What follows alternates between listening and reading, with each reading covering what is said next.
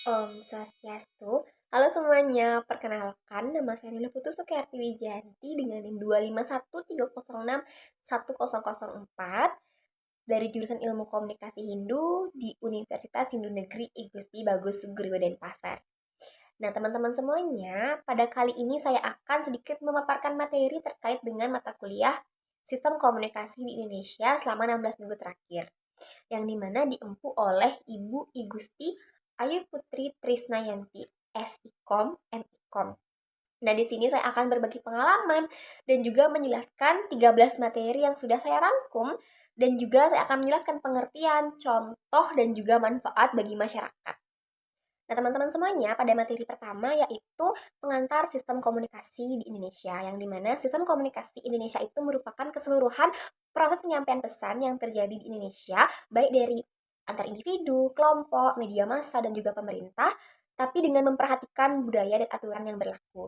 Yang dimana contohnya itu ketika pemerintah membuat kebijakan baru, informasi tersebut disampaikan melalui media massa oleh pemerintah agar masyarakat dapat memahaminya. Seperti itu. Nah, teman-teman, pada materi kedua itu ada media massa di Indonesia, yang dimana media massa ini merupakan sarana komunikasi yang berfungsi menyampaikan informasi, pendidikan, dan juga hiburan bagi masyarakat yang luas.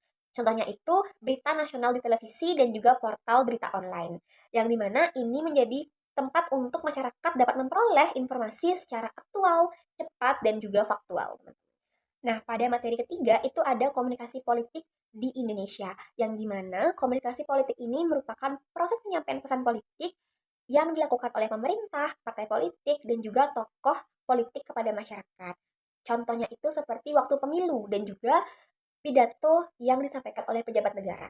Serta kalau manfaatnya itu masyarakat lebih sadar terhadap hak dan kewajiban politik. Pada materi keempat, itu ada sistem komunikasi desa dan kota, yang dimana komunikasi ini memiliki perbedaan yang cukup signifikan dikarenakan pengaruh dari kondisi sosial dan budaya setempat. Yang dimana jika di desa itu memiliki komunikasi yang bersifat kekeluargaan dan juga musyawarah, sedangkan jika di kota itu menggunakan komunikasi melalui media massa.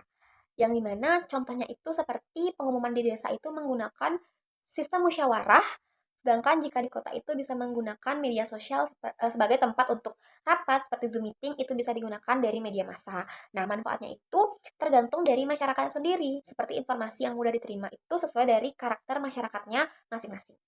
Pada materi kelima, regulasi dan juga kebijakan komunikasi di Indonesia, yang dimana regulasi komunikasi ini merupakan aturan yang mengatur aktivitas komunikasi dan media di Indonesia.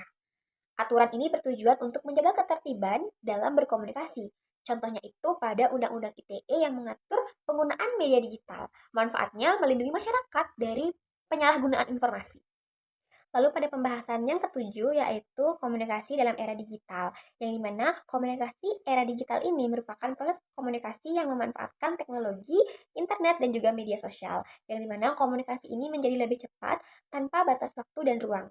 Yang dimana contohnya itu seperti komunikasi melalui WhatsApp, Instagram, dan Zoom. Lalu manfaatnya itu mempermudah interaksi dan juga penyebaran informasi dari masyarakat kecil ke masyarakat yang lebih luas. Nah, pada materi ke-8 kita akan membahas tentang komunikasi dalam organisasi di Indonesia.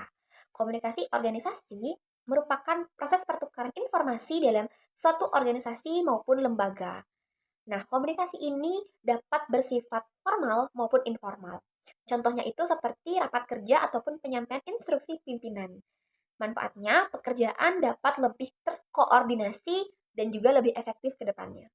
Nah, pada pembahasan ke-9, kita akan membahas tentang komunikasi dalam iklan dan juga pemasaran. Yang dimana komunikasi iklan dan pemasaran ini bertujuan untuk menyampaikan pesan produk kepada konsumen. Yang dimana pesan ini dibuat semenarik mungkin agar mudah dipahami dan juga mudah diingat. Nah, contohnya itu seperti iklan produk di televisi dan juga di platform media sosial.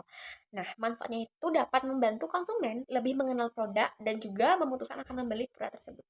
Nah, pada pembahasan yang ke-10, kita akan membahas tentang opinion leader dalam komunikasi di Indonesia. Nah, opinion leader ini sendiri merupakan sebuah individu yang memiliki pengaruh dalam membentuk opini di masyarakat. Nah, pendapat mereka ini sering dijadikan acuan oleh masyarakat, contohnya itu seperti tokoh masyarakat ataupun influencer.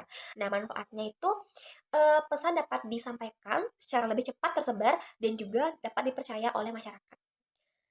Nah, pada pembahasan yang ke-11, kita akan membahas tentang etika dan tanggung jawab dalam komunikasi.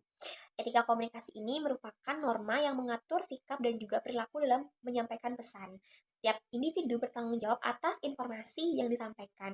Contohnya itu seperti tidak menyebarkan berita hoaks atau berita palsu. Nah, manfaatnya itu menjaga keharmonisan dan juga kepercayaan publik.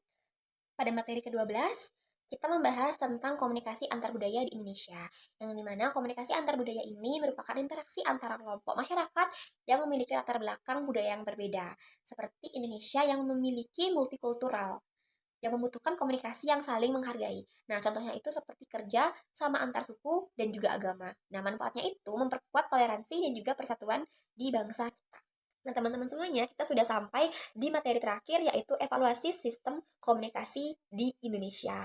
Nah, sistem evaluasi komunikasi ini merupakan proses menilai efektivitas sistem komunikasi yang sedang berjalan di Indonesia. Nah, evaluasi ini dilakukan untuk melihat kelebihan dan juga kekurangan. Nah, contohnya itu seperti menilai keberhasilan sosialisasi program pemerintah. Manfaatnya itu menjadi dasar perbaikan sistem komunikasi di masa depan. Nah, itu dia pemaparan materi mata kuliah Sistem Komunikasi Indonesia yang telah saya pelajari selama 16 minggu terakhir. Saya mohon maaf jika ada kesalahan kata maupun disengaja maupun tidak disengaja. Saya mohon maaf. Saya pamit undur diri. Terima kasih atas perhatiannya. Om Santi, Santi, Santi, Santi. Om.